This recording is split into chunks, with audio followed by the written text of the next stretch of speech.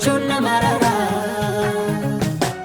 Qilleensa nagaa nu bubbisee aduu dhiite nu bariisisee nagaadhaan guutee mana keenya kottaan jajannaa maaliif teenya.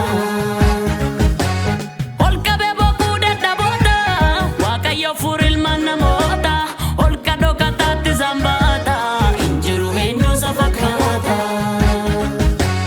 Injiru eenyu isa fakkaata. Injiru eenyu isa fakkaata. Injiru eenyu isa fakkaata. Injiru eenyu isa fakkaata.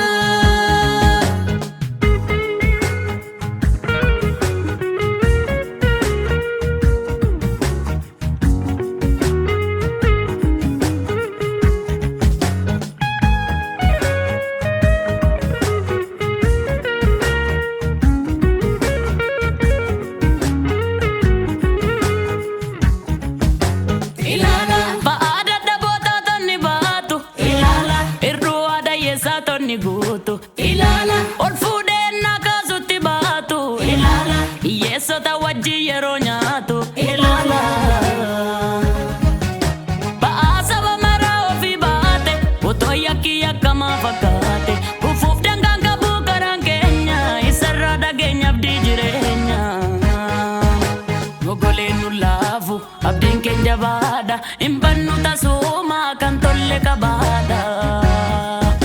Mogoleen nu laafu gooftichi jabaadha hin bannu tasuma kan tolle qabaadha. Mogoleen nu laafu abdiin keenya jabaadha hin bannu tasuma kan tolle qabaadha. Mogoleen nu laafu abdiin keenya jabaadha hin bannu tasuma kan tolle qabaadha. Kan tolle qabaadha kan tolle qabaadha Yesuus tu jabaadha. Kan tolle qabaadha gooftichi jabaadha.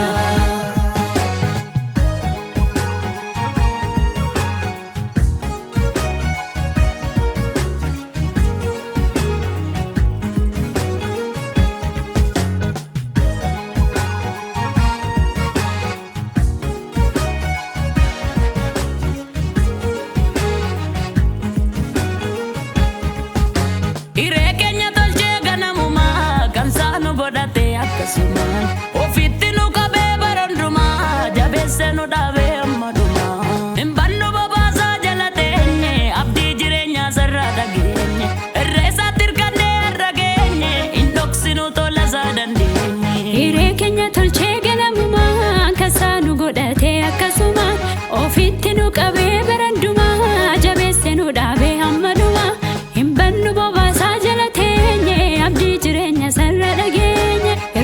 Tirkannee har'a geenye hin dhoksinu tola isaa dandeenye. Waaqayyo nagaa bara bara laala abdii saba mara injiru jabaan isa gitee isa faarfachuun nama rara.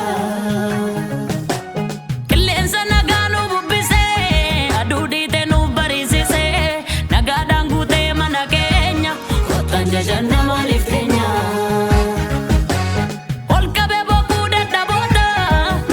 Fuur ilmaan namoota ol kadhoo kataatti zambaata injiru eenyu isa fakkaata.